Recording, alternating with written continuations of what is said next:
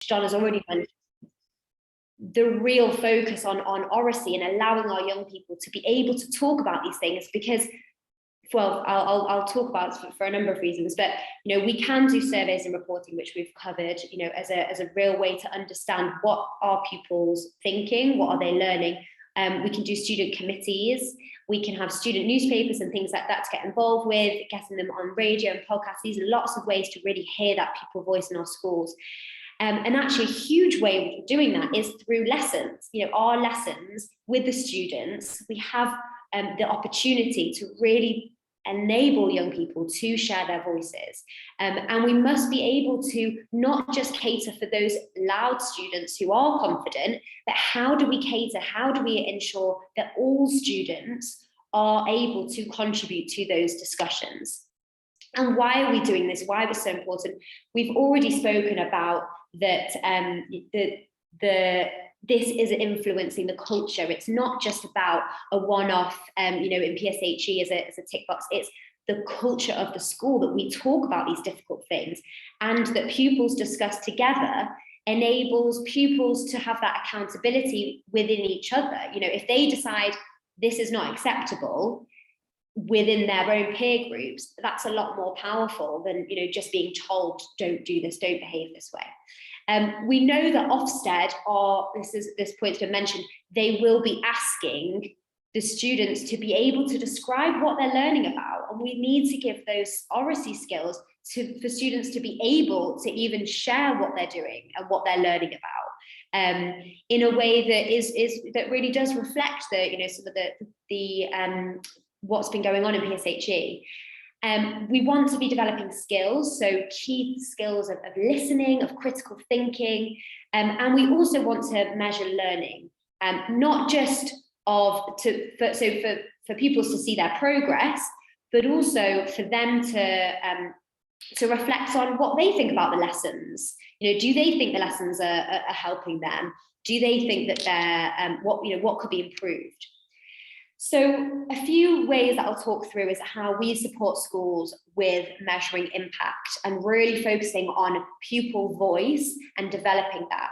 So we do a baseline pupil survey, and we really focus on not just asking questions about PSHE provision and understanding what students want to learn about, which is always really interesting, like what are the topics that they really want to learn about, but also asking them about their needs related to things. So, are they able to share their needs verbally with someone else? Are they able to ask for help? Do they find it comfortable? Do they find it easy to talk and communicate with other people? Like these skills that we can ask. A key thing that our schools use is something that we have called a reflection journal, which has been mentioned. And we have a digital version, but lots of our schools print it out as a booklet, like Donna was talking about. And using that as an opportunity to allow pupils to step back and just jot down notes. It doesn't necessarily have to be shared in any formal way, but it just helps students to reflect after that discussion. And then asking them specific questions, what would you need to be in place in order to be comfortable with somebody else, and asking students to reflect on that. Anonymous question boxes are a wonderful way of, and you don't have to make a fancy box like this one. It can literally be an old box of pens or an old shoe box. And as soon as they come into the class, they just write on a post-it note, stick their question in. And or if you've got everyone sat down, a nice tip that I've seen done really nicely is to say to students, if you don't have any questions, you can just write no questions today. And for some reason, it just helps students think, okay, by putting pen to paper. And it really helps enable those quieter voices to understand what's going on and to be part of it. And yeah, there might be some silly ones in there, but actually a lot of the time it's the ones that questions they really want to ask.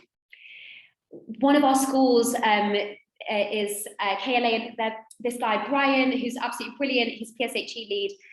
He has a QR code that he is it's either on their website, he puts it around school because they, I think at some point are allowed their phones, but you can have it on their website. And it is an anonymous QR code, and the students can send in their questions to this, on this QR code, and then every few weeks or each month, Brian will answer the questions on a YouTube video.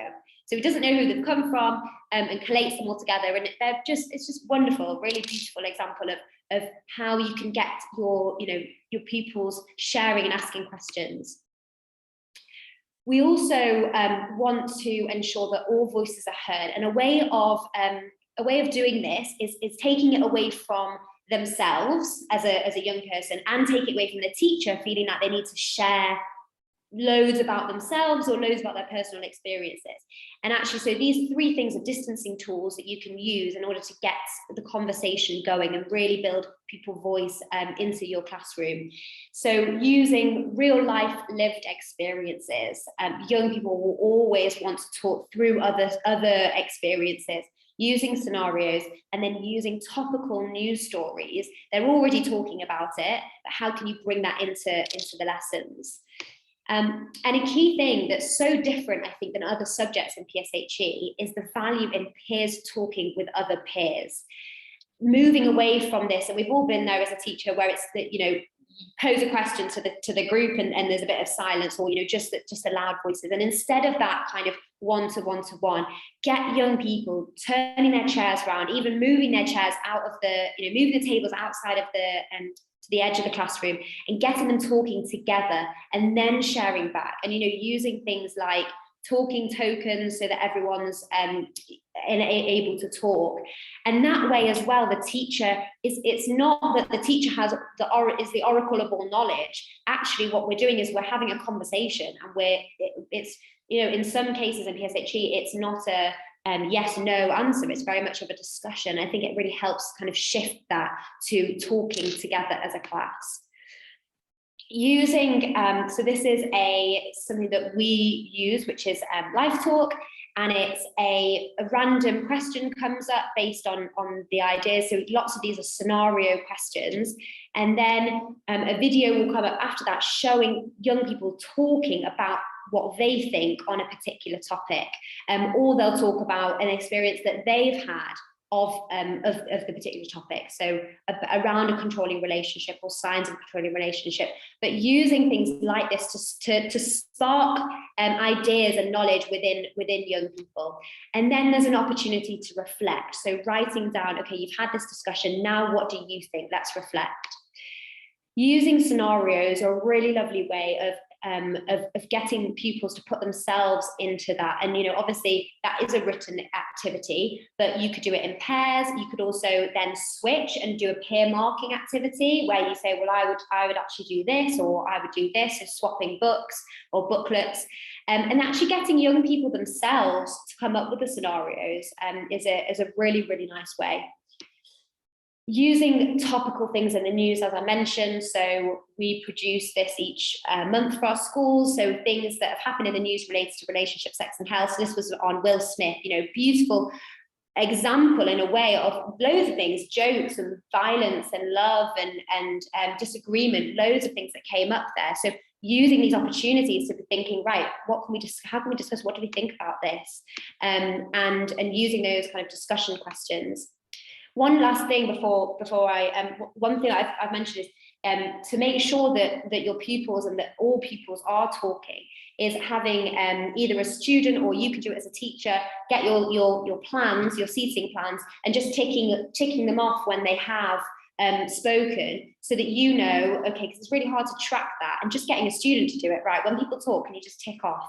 And that way it ensures that who is talking and who's not. So just in summary, kind of use those distancing techniques, get pupils talking to be able to access that participation, but creating that safe space for students to do so, to talk openly, is really key. And yeah, just a huge thank you. Feel free to get in touch. I will put my email in the chat, just come and say hello if you've got any questions, and I'll hand back to Rebecca. Thank you very much.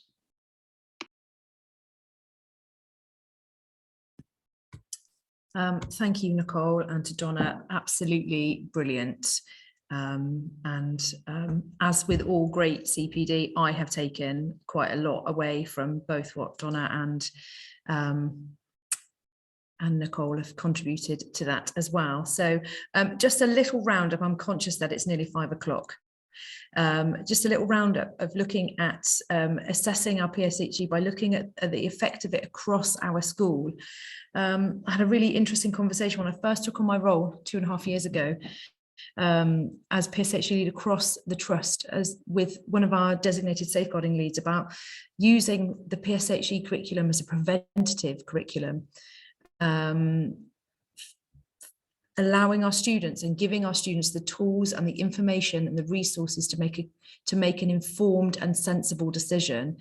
And we looked at it, and having spoken to a number of different DSLs and looked at the research, is that ideally, in an ideal world, what will happen with a PSHE curriculum that is well embedded and well taught in a school, and it becomes part of the culture of the school, this openness, this conversation, is that it will have beneficial impacts on social skills, antisocial behaviour, substance abuse, positive self-image, academic achievement, mental health, and pro-social behaviour. And that can be looked at among several different ways, but just as a whole school, we're looking at your behaviour reports and the data on what kind of negative behaviours are being logged. Okay, what are children getting in trouble for, and what kind of behaviours are being perpetuated across the school, and has your PSHE curriculum had an effect on that? And you're looking at that. That's obviously a really long-term view. Is our PSHE curriculum allowing our children to make informed decisions about, getting in people's spaces? Have we got fewer behavioural things where, people have stolen other people's equipment, or, entered in sort of physical confrontation? And equally with safeguarding, we're looking at, informing and providing our students with the enough information to make a sensible and healthy decision about their body, and looking at sort of safeguarding disclosures.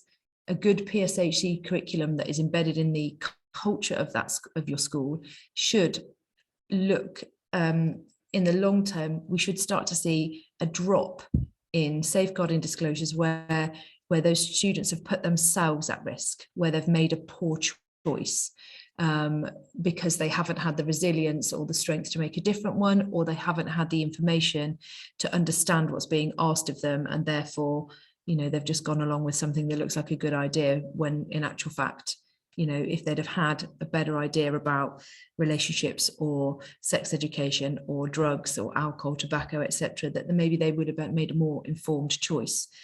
Conversely to that, we might end up with a situation where children are realizing that actually some of the behaviors that are perpetuated against them are now not okay. They're understanding that they're not normal, and it may well be that you see an increase in safeguarding disclosures where children are realizing that these behaviors aren't normal and actually they're being perpetuated against them. And so these are all possibilities. Some of them are currently being researched. Some of them, there's lots of research to back it up already, but it's really important, especially when you consider sort of Ofsted scrutiny of things like personal development, is that you can also have a look at how is your PSHE curriculum impacted other things across your school, things like behaviour and safeguarding, and it's important to sort of try and have that data ready, particularly if you are going to be subjected to an Ofsted inspection at any point in the future, to sort of be prepared and have that information ready. I don't know, Chloe's appearing to put millions of things in the chat. Right, okay. So if you have any questions, and there are a few questions that people have put in the Q&A box, so we'll have a look at those. But just while we're just sort of having a filter through those questions, Chloe has put in the chat, there is a Google form.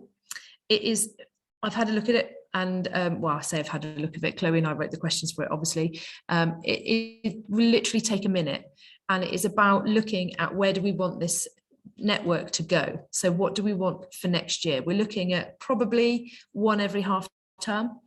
But do we want it to be in this webinar format, or would we like it so that we could have breakout rooms, so you could have like a more discussion-based webinars, and what topics are really, really essential? What topics would you like to see us